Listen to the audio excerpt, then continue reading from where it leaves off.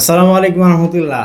Saudi প্রবাসীদের জন্য তো বিশাল বড় সুখবর চলে আসছে, যেটার অপেক্ষায় প্রায় কয়েক বছর যাবৎ প্রবাসীরা ছিলেন।